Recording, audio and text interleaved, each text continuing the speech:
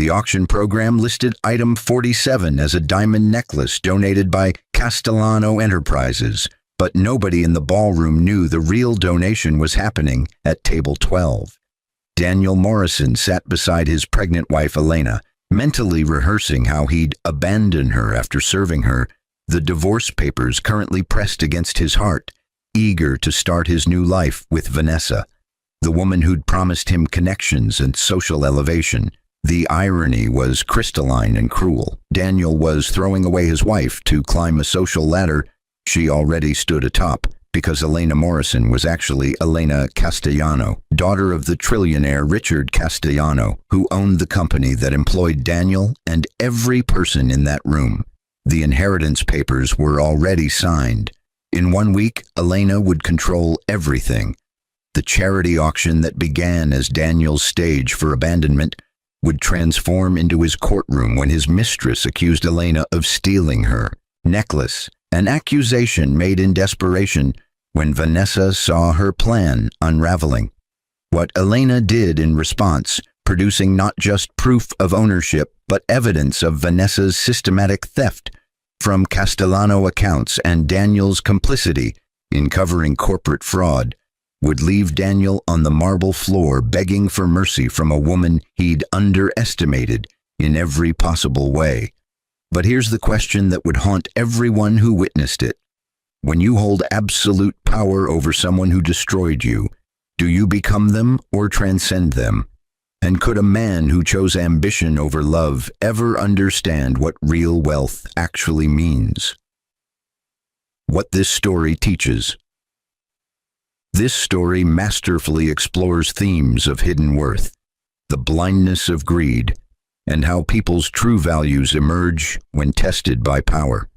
Viewers learn that real strength is often quiet, that patience and character outlast manipulation, and that mercy from a position of power is the ultimate demonstration of strength.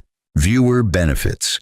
A brilliantly paced story that delivers emotional satisfaction, shocking revelations, and deep moral complexity, teaching valuable life lessons about integrity, judgment, and the real meaning of success, while keeping you absolutely captivated. The Metropolitan Grand Ballroom glittered with the kind of wealth that whispered rather than shouted, but Daniel Morrison's heart thundered so loudly he was certain the 200 guests could hear it.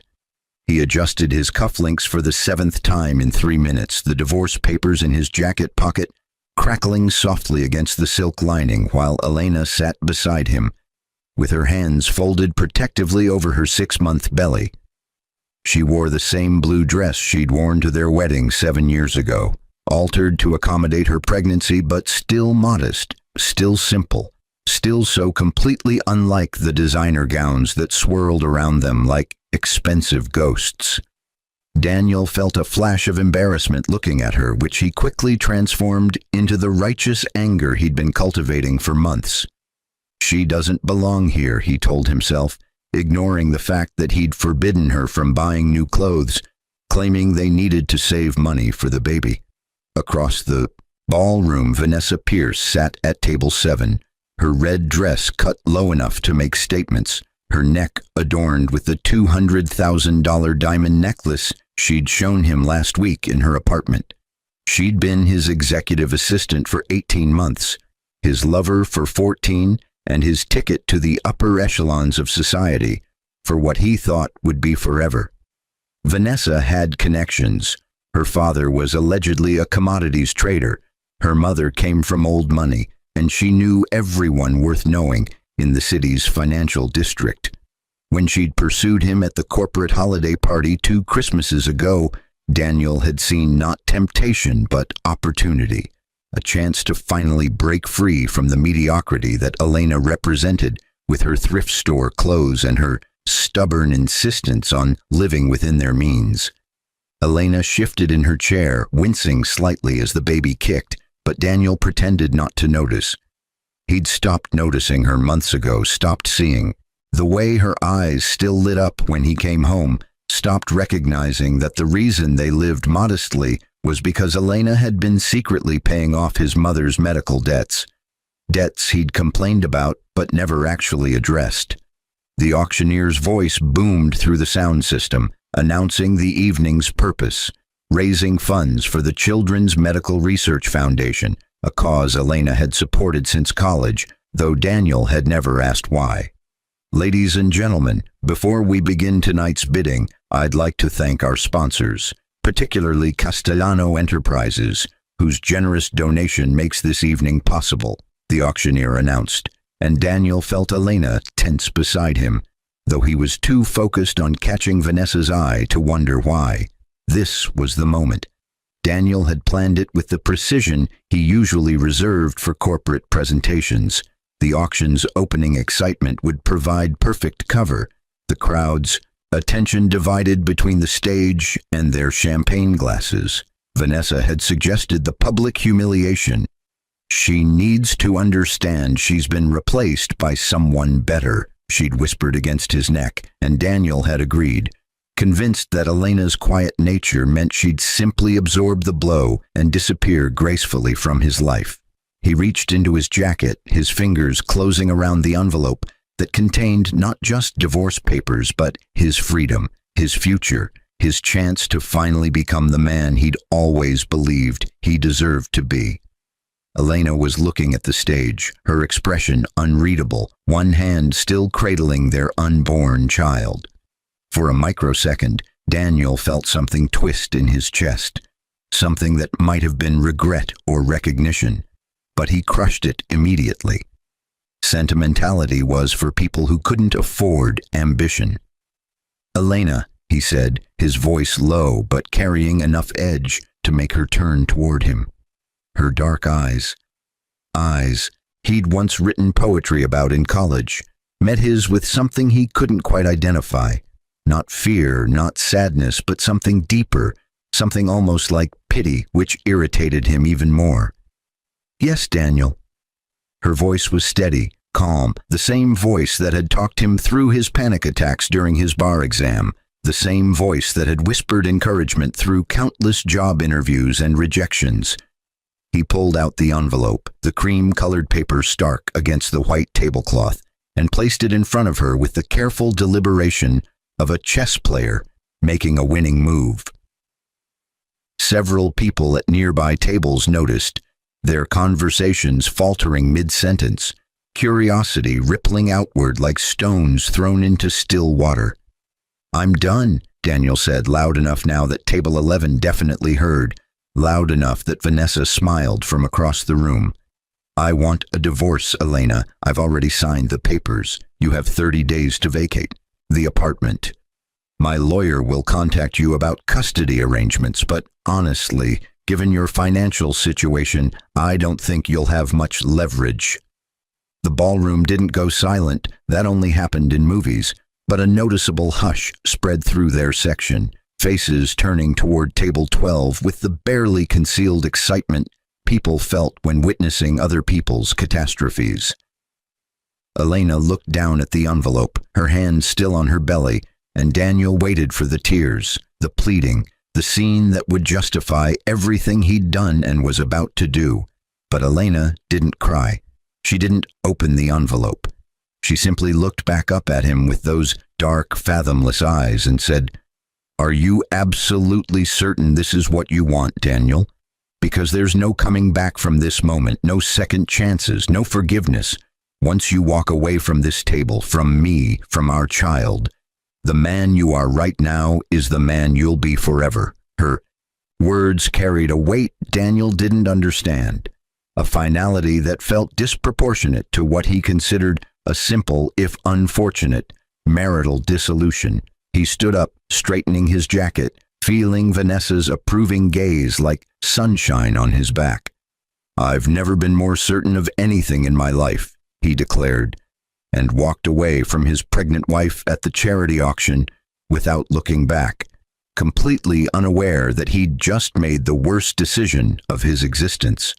But what Daniel didn't see, what he'd never bothered to notice in 7 years of marriage, was the slight nod Elena gave to the man in the dark suit, standing near the ballroom's east entrance, or the way that man immediately spoke into his wrist communicator, or how three more identically dressed individuals materialized from different corners of the room, forming an invisible perimeter around table 12. The real show was about to begin. Daniel reached table 7 feeling like a man who'd just jumped from a burning building into a safety net, his pulse racing with liberation rather than fear. Vanessa stood to greet him, her smile predatory and triumphant, her arms sliding around his neck as she kissed him, with a possessiveness that would have scandalized the room 6 months ago, but now simply felt like victory. The diamond necklace at her throat caught the chandelier light, throwing rainbow fractals across the white linen, and Daniel thought about how perfectly it symbolized everything Elena could never be: brilliant, expensive, impossible to ignore. "You did it," Vanessa whispered against his ear, her breath warm and approving. "You finally did it. Now we can stop hiding, stop pretending. Now everyone will know you're with someone who actually deserves you." Daniel glanced back toward table 12, expecting to see Elena in tears or perhaps already fleeing toward the exits, but what he saw instead made his stomach perform an uncomfortable flip.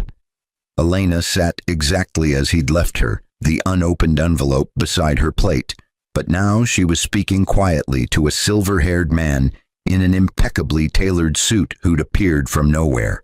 The man's posture radiated authority, and several of the room's most powerful attendees were watching their interaction with expressions Daniel couldn't quite decode. Was that deference? Recognition? Fear? "Who is that with her?"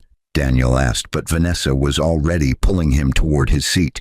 Her attention focused on the stage where the auctioneer was preparing to present the first item. "Who cares?" Vanessa said, her hand possessive on his thigh. Some charity volunteer probably offering her tissues and sympathy. "Forget about her, Daniel. Tonight is about us, about our future. Mr. Blackwell from Titanium Investments is at table 3. After the auction, we'll make sure he sees us together. Once he knows you're with me, that partnership opportunity you've been chasing will finally open up." The auction proceeded with the ritualized enthusiasm of the wealthy distributing their surplus to feel virtuous. A weekend in the Hamptons went for $40,000. A private dinner with a celebrity chef commanded $65,000. Daniel bid on nothing, too distracted by the strange tableau at table 12, where Elena remained in quiet conversation with the silver-haired man, occasionally nodding, her expression growing more focused, but never breaking into the emotional collapse Daniel had anticipated. Other people were noticing too. The governor's wife leaned toward her assistant, whispering behind her program. The CEO of Morrison and Associates, Daniel's own company, had turned completely in his seat to observe table 12 with an expression that looked almost like concern. Then came item 47. The diamond necklace donated by Castellano Enterprises, photographed in the glossy program in all its radiant glory. The auctioneer launched into its provenance: ethically sourced stones, platinum setting, designed by a jeweler whose name made several women in the audience gasp with recognition. The bidding opened at $100,000, and Daniel felt Vanessa stiffen beside him. "That's my necklace," she hissed, her hand flying to her throat where an identical piece of jewelry glittered. "Daniel, look at the program. Look at it closely. That's my exact necklace, the same design, the same setting, everything."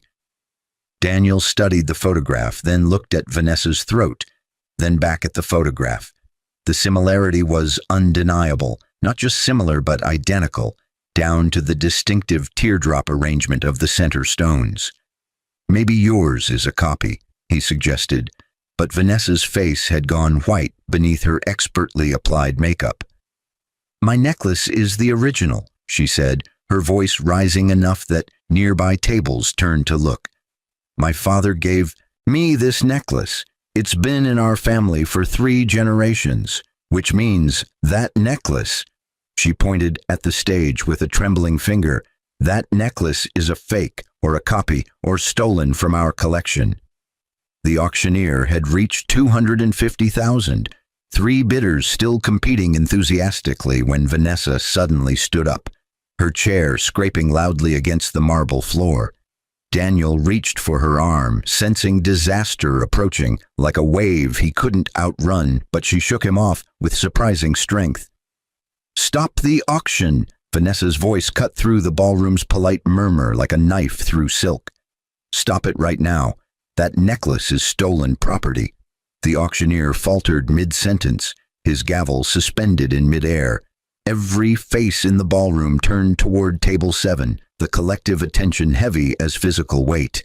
Daniel felt his chest constrict with the anxiety he couldn't quite name, while somewhere in his peripheral vision, he saw the silver-haired man at table 12 lean back in his chair with an expression that almost looked like satisfaction. "Madam, I assure you that all items in tonight's auction have been thoroughly vetted and—" the auctioneer began, but Vanessa was already moving toward the stage, her red dress aflame cutting through the crowd. "I don't care about your vetting process," Vanessa declared, and Daniel noticed with growing horror that she was slightly unsteady on her heels, her words carrying the careful overpronunciation of someone who'd had precisely 1 glass too many of champagne. "That necklace was stolen from my family collection. I'm wearing the original right now, which means someone in this room is a thief and a fraud." The ballroom had achieved that perfect silence now, the movie-quality hush that Daniel had expected earlier, but for entirely different reasons. He stood frozen at table 7, watching his mistress make accusations that would either prove her right or destroy them both. Unable to shake the feeling that he'd somehow walked into a trap he couldn't see but could definitely feel closing around him. And then Vanessa turned, her finger pointing with dramatic certainty across the ballroom, and Daniel's world tilted on its axis. "Her!" Vanessa shouted, and she was pointing directly at table 12, directly at Elena, who sat perfectly still with her hands folded over her pregnant belly. "She stole it. Daniel's wife, soon-to-be ex-wife. She must have stolen the necklace and donated it to make herself look generous. She's always been jealous of people who actually have class and money. This is exactly the kind of desperate thing she'd do." Daniel felt the floor drop out from beneath him, felt every eye in the ballroom swivel from Vanessa to Elena to him, calculating connections and drawing conclusions that would follow him for the rest of his career. He opened his mouth to say something, anything, to distance himself from this catastrophe, but before he could speak, Elena finally moved. She stood slowly, carefully, one hand supporting her belly, and when she spoke, her voice carried across the silent ballroom with a clarity that needed no microphone. "Ms. Pierce," Elena said, and Daniel had never heard her voice sound quite like that, calm but edged with something diamond-hard. "Are you absolutely certain you want to pursue this accusation? Because once you make a formal claim of theft, there are procedures that must be followed, evidence that must be examined, and consequences that cannot be avoided. I'm giving you one opportunity, one single chance, to withdraw your statement and apologize for the disruption." Vanessa laughed, the sound sharp and mocking. "Why would I apologize? Everyone here is about to learn what kind of person you really are. A thief who married above her station and has been pretending to be something she's not for years." Elena nodded slowly, as if Vanessa had just confirmed something she'd suspected, and then she looked directly at the silver-haired man beside her. "Mr. Patterson, would you please contact security and ask them to bring up the documentation we discussed?" The silver-haired man, Patterson, smiled with the satisfaction of someone who'd been waiting for exactly this moment. He raised his hand, and suddenly the 4 men in dark suits Daniel had vaguely noticed throughout the evening converged on the stage area, moving with the practiced efficiency of professional security personnel, but carrying themselves with an authority that went beyond simple event management. Daniel's hands had gone cold. Vanessa's confident expression was beginning to crack at the edges, and Elena stood at table 12 like a queen holding court, waiting for evidence to arrive that would change absolutely everything.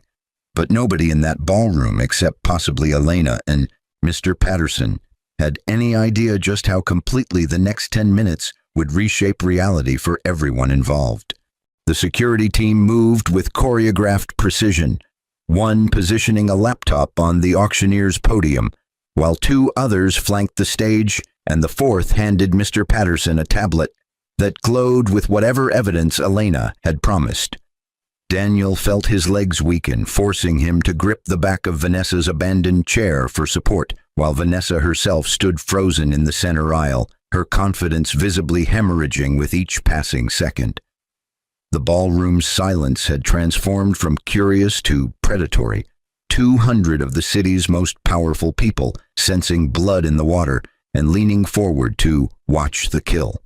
"Before we proceed," Elena said, her voice still unnaturally calm, still carrying that edge Daniel had never heard in 7 years of marriage. "I want to make something clear to everyone here. Ms. Pierce has publicly accused me of theft, of fraud, and of social climbing through deception.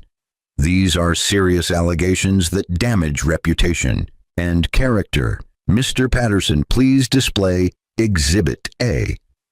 The massive screen behind the stage, meant for showing photos of auction items, suddenly illuminated with crystal-clear security footage. The timestamp read 3 weeks earlier, and the location was immediately recognizable: the executive floor of Morrison and Associates, specifically the corridor outside the senior partner's offices. Daniel's stomach clenched as he watched a figure in a red dress, unmistakably Vanessa, glance furtively down the hallway before using a key card to enter an office that definitely wasn't hers. "This is the executive suite of Morrison and Associates," Elena narrated, her tone professorial, detached, devastating. "The office Ms. Pierce is entering belongs to the CFO, Lawrence Sterling. Ms. Pierce does not work in finance and has no authorization to access that office. But let's continue watching, shall we?" The footage fast-forwarded, showing Vanessa emerging 20 minutes later, with a manila folder tucked inside her handbag, the motion quick but clearly visible. Several people in the ballroom gasped, but Daniel couldn't breathe at all, couldn't process what he was seeing, because Vanessa had told him she'd been at a doctor's appointment that day, had shown him a medical receipt that he'd never thought to question. "Exhibit B," Elena continued, and the screen shifted to spreadsheet data, columns of numbers that meant nothing to most of the audience, but everything to the financial professionals scattered throughout the room. "These are Castellano Enterprises accounts, specifically the subsidiary funds that flow through Morrison and Associates. Over the past 14 months, approximately $740,000 has been systematically diverted through a series of ghost accounts. The signature authorizing these transfers belongs to CFO Lawrence Sterling, but the actual transactions were executed from Ms. Pierce's workstation. Computer, we have keystroke logs, IP addresses, and time-stamped security footage matching every single fraudulent transfer." Vanessa's face had gone from white to gray, her hand clutching her necklace like a lifeline. "That's impossible," she whispered, but her voice cracked on the second word, broadcasting guilt to everyone within earshot. Daniel, tell them I would never." But Daniel couldn't speak, couldn't move, couldn't do anything except watch his entire world disintegrate on a screen the size of a highway billboard. Because now Elena was showing emails, his emails, messages he'd sent to Vanessa about discretion and timing and making sure the quarterly audit doesn't raise flags, messages he'd written thinking they were discussing his performance reviews, but which now, displayed in this context, looked exactly like evidence of conspiracy to commit corporate fraud. "Mr. Morrison," Elena said, and suddenly her attention fixed on him like a spotlight, like a laser, like the judgment of a god he didn't believe in until this exact moment. "Did you knowingly participate in Ms. Pierce's embezzlement scheme? Or were you simply the useful fool she needed to access higher-level corporate information? The question was a masterpiece of cruelty because either answer destroyed him. Daniel opened his mouth, closed it, opened it again like a fish drowning in air. "I didn't know," he finally managed, his voice barely audible. "Elena, I swear I didn't know about any embezzlement. Those emails were about legitimate work, about performance reviews, and yet you gave Ms. Pierce your executive access codes." Mr. Patterson interrupted, his voice cultured but merciless. "We have recorded conversations where you provided her with passwords, security override protocols, and information about when senior partners would be traveling. Whether you understood the purpose of that information is legally irrelevant. You provided material assistance to corporate fraud." The governor's wife was whispering urgently into her phone. The CEO of Morrison and Associates had gone pale, clearly calculating the regulatory nightmare about to descend on his company. And Daniel felt his knees finally give way, forcing him to sit heavily in Vanessa's chair, his mind racing through every conversation, every password shared, every casual disclosure of information he'd thought was harmless pillow talk. But wait, someone called from Table 9, a lawyer Daniel vaguely recognized from the firm's corporate law department. How does Mrs. Morrison have access to Morrison and Associates security footage and Castellano Enterprises financial records? That level of access requires board authorization or...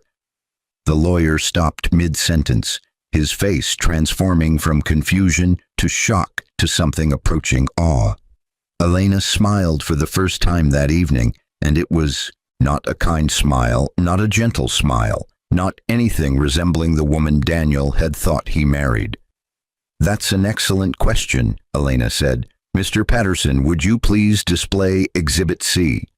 The screen changed again, this time showing a legal document with letterhead that made half the ballroom sit up straighter. Castellano Enterprises, corporate charter and succession documents. The text was dense with legalese, but one section had been highlighted in yellow, and Mr. Patterson obligingly zoomed in so everyone could read it clearly. "I, Richard Anthony Castellano, being of sound mind and body, do hereby designate my daughter, Elena Marie Castellano Morrison, as sole heir and successor to all holdings, assets, and controlling interests in Castellano Enterprises, effective upon the execution of this document or my death, whichever occurs first. This designation includes all subsidiary companies, partnerships, and corporate entities under the Castellano umbrella, including but not limited to Morrison and Associates, Titanium Investments, Sterling Financial Group, and..." The lawyer reading aloud stopped, his voice failing him. Daniel heard the words but couldn't make them mean anything, couldn't force his brain to process the implications. Castellano, Elena Castellano. Elena Morrison was Elena Castellano, which meant? Morrison and Associates isn't just associated with Castellano Enterprises, Elena said softly, speaking directly to Daniel now, her dark eyes holding his with an intensity that felt like drowning. Morrison and Associates is fully owned by Castellano Enterprises, has been for 12 years since before you were hired. My father purchased it as part of his commercial real estate portfolio expansion. Every paycheck you've ever received, Daniel, came from my family. Every promotion, every bonus, every opportunity you thought you'd earned through merit, all of it happened under my father's company. Umbrella! Daniel's vision narrowed to a tunnel, the edges going fuzzy and dark. Across the aisle, Vanessa had begun crying, mascara streaking down her face in black rivers, but he couldn't even process her distress because his own was too overwhelming, too complete, too absolute. My father passed away 3 months ago, Elena continued, and for the first time her voice fractured slightly, showing a glimpse of genuine grief beneath the armor. He'd been sick for 2 years, which is why I've been so careful with money, Daniel. Not because I was cheap or small-minded, but because I was paying for experimental treatments that insurance wouldn't cover. Treatments that gave us 2 extra years with him, but cost everything in our savings. You complained about our modest lifestyle while I was literally funding your mother's medical care and my father's cancer treatment. And you never once asked why. Never once wondered where the money went. You just assumed I was inadequate. The words landed like physical blows, each one exposing another layer of Daniel's blindness, his selfishness, his catastrophic failure to see the woman standing right in front of him for 7 years. And still Elena wasn't finished. Still there was more, and Daniel realized with horrible clarity that she'd been building towards something, that all of this, the security footage, the financial records, the revelation of her identity, was preamble to whatever came next. As of 72 hours ago, Elena said, her hand resting protectively on her belly, on their child, on the future Daniel had just thrown away, I assumed full control of Castellano Enterprises and all subsidiary holdings, which means, Daniel, that I am now your employer, Vanessa's employer, the employer of everyone at Morrison and Associates, and the person who gets to decide what happens next regarding the $740,000 that's been stolen from my company, the corporate espionage that's been committed under my watch, and the 2 employees who are responsible for the single largest internal theft in company history. The ballroom had moved beyond silence into something almost metaphysical. 200 people collectively holding their breath, waiting for the other shoe to drop, waiting for Elena to pronounce judgment on the man who'd abandoned her and the woman who'd stolen from her. But what Elena did next shocked everyone more than anything that had come before. Elena walked slowly toward the center of the ballroom, her pregnant form moving with careful dignity, and Daniel watched her approach like a condemned man watching his executioner. Every step she took echoed in the supernatural silence. Every eye tracked her movement, and when she stopped directly in front of table 7, in front of him, Daniel found himself sliding from the chair to his knees without conscious decision, his body understanding before his mind that he was completely, irrevocably at her mercy. "Please," he whispered, the words scraping his throat raw. "Elena, please. I didn't know about the embezzlement. I swear I didn't know. The baby, our baby. You can't let our child grow up knowing their father is in prison. Please." Vanessa had collapsed into a nearby chair, her sobs loud and graceless, her mascara-streaked face buried in her hands, the stolen necklace around her throat now looking less like jewelry and more like a noose. Mr. Patterson stood at Elena's shoulder, his tablet ready, waiting for whatever instruction she would give, and Daniel understood, with crystalline clarity, that Elena could destroy him with a single word, could press charges that would send him to federal prison for conspiracy and corporate espionage, could take their child and disappear into a level of wealth and protection he couldn't even imagine breaching. "Stand up, Daniel," Elena said quietly, and he obeyed immediately, his legs shaking so badly he had to grip the table for support. She studied him with those dark eyes that had once looked at him with love, with trust, with a belief in his goodness that he'd betrayed so thoroughly he couldn't even calculate the full extent of his destruction. "Do you know what my father taught me about power?" Daniel shook his head, unable to speak, unable to do anything but wait for judgment. "He said that real power isn't about crushing people who wrong you," Elena continued, her voice carrying across the ballroom so everyone could hear, could learn, could witness the lesson she was teaching. "Real power is about understanding that mercy from a position of strength is the highest demonstration of character, that anyone can destroy someone when they're angry and hurt, but choosing not to, choosing to be better than your worst impulses, that's what separates people who deserve power from people who simply want it." She turned to address the entire ballroom, her hand still cradling her belly, her posture straight despite the pregnancy and the emotional weight of everything that had happened. "Ms. Pierce will be immediately terminated from Morrison and Associates and escorted from the premises by security. The $740,000 she stole will be recovered through asset seizure and legal action. Criminal charges will be filed and she will face the consequences of her choices in court. That is non-negotiable justice, and it will proceed without mercy because she showed none when she systematically robbed the company that employed her and the people who trusted her. Vanessa's sobbing intensified, but Elena's expression didn't soften, didn't waver. She had clearly drawn a line between the person who had actively stolen and the person who had been complicit through negligence and betrayal, and Daniel felt a flicker of desperate hope that maybe somehow he might escape the full consequences of his actions. "As for you, Daniel," Elena said, turning back to face him, and that hope flickered and nearly died at the sadness in her eyes, the profound disappointment that hurt worse than any anger could have. "You didn't steal money, but you stole something more valuable. You stole 7 years of my trust, my loyalty, my love. You stole the future we could have built together, and tonight, in front of 200 witnesses, you tried to steal my dignity." Daniel's throat closed completely, tears streaming down his face, knowing that whatever came next would define the rest of his life and his relationship with the child Elena carried. "But I'm not going to press charges against you," Elena said, and the ballroom gasped collectively, shock rippling through the crowd like an electric current.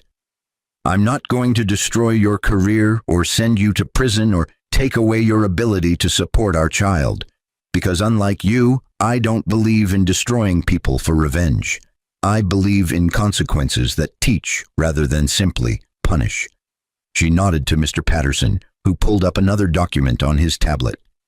"Effective immediately, you're being transferred from Morrison and Associates to our Anchorage, Alaska branch office. It's a lateral move in title but a significant reduction in salary and prestige. You'll work there for a minimum of 5 years, during which time you'll have zero contact with corporate headquarters, zero access to sensitive financial information, and zero opportunity to make the kinds of mistakes you made with Miss Pierce. Your performance will be monitored monthly, and any deviation from exemplary conduct will result in immediate termination and possible criminal investigation." Daniel's mouth fell open, his mind struggling to process what he was hearing. Alaska, 5 years, exile, essentially, but exile that preserved his career, his freedom, his ability to contribute to their child's life, even if from a distance that would feel like punishment but wasn't quite destruction. Additionally, Elena continued, her voice hardening slightly, "You will pay child support according to the federal guidelines for your new salary level. You will have supervised visitation rights with our child once every 3 months, flights and accommodations paid from your salary. You will attend mandatory counseling sessions to address the character deficiencies that led you to betray your family for ambition. And you will sign a non-disclosure agreement preventing you from ever publicly discussing me, my family, or Castellano Enterprises in any context beyond simple, factual statements." She paused, letting the terms sink in, letting Daniel understand that she was offering him a lifeline, but one that came with strings attached, with accountability built into every clause. "This is mercy, Daniel, not forgiveness. You'll never have my forgiveness because forgiveness requires repentance, and I don't think you understand yet what you've actually done. But it is mercy, the kind of mercy you didn't show me when you humiliated me in public, when you abandoned your pregnant wife, when you chose a woman who was using you over a wife who loved you, despite your flaws." Daniel dropped to his knees again, not in manipulation but in genuine collapse, his entire body racked with sobs that came from somewhere deeper than embarrassment or fear. He was crying for the life he'd thrown away, for the woman he'd underestimated, for the child who would grow up knowing their father had failed the most basic test of character and decency. "I'm sorry," he choked out between sobs. "Elena, I'm so sorry. I was so blind, so stupid, so completely wrong about everything. You deserved so much better than what I gave you." "Yes," Elena agreed simply, without cruelty but without absolution either. "I did deserve better, and now I'll have it. A life built on truth instead of lies. Success that I earned rather than married into. And a child who will learn that real strength comes from integrity, not from stepping on people to climb social ladders that don't actually exist." She turned to Mr. Patterson. "Please have security escort Mr. Morrison and Ms. Pierce from the premises. Mr. Morrison's transfer paperwork should be ready by Monday morning. Ms. Pierce should be handed directly to the authorities waiting outside. I believe Detective Richardson has been quite eager to discuss several matters with her." As two security personnel approached, Daniel looked up at Elena one final time, memorizing the face of the woman he'd married but never truly known. The woman who had shown him more mercy than he deserved, while simultaneously teaching him the hardest lesson of his life. "Will you," his voice broke, "will you tell our child about me? When they're old enough to understand." Elena's expression softened fractionally, just enough to show she was still human beneath the armor, still capable of compassion even after betrayal. "I'll tell them the truth," she said, "that their father made terrible choices but faced the consequences with whatever dignity he could muster, that he worked hard in Alaska to become a better person, or that he didn't. That part will be up to you, Daniel. The story isn't finished yet. You still get to decide what kind of man you'll become, what kind of father you'll be from a distance. I'm giving you the opportunity to write a better ending than the middle you created. Whether you take that opportunity or waste it, that's your choice to make." The security personnel helped Daniel to his feet with professional courtesy but firm hands, and as they guided him toward the exit, he looked back one last time at the ballroom that had witnessed his complete destruction and unexpected salvation. Elena had returned to table 12, sitting carefully in her chair, Mr. Patterson beside her speaking in low, respectful tones. The 200 guests were beginning to murmur, to process, to discuss what they'd witnessed, but Elena seemed separate from it all, focused inward, one hand on her belly, and her face turned toward a future that no longer included him. The last thing Daniel saw before the ballroom doors closed behind him was the auction resuming, the necklace, the real necklace, the one Vanessa had claimed as her own, selling for $450,000 to benefit children's medical research, the cause Elena had supported since college because she understood what it meant to watch someone you loved fight for their life against impossible odds. And as Daniel stepped into the cold night air, escorted toward a car that would take him to a hotel and eventually to Alaska and a life of consequences he'd never imagined, he finally understood what real wealth meant. It wasn't money or status or social connections or designer dresses and diamond necklaces.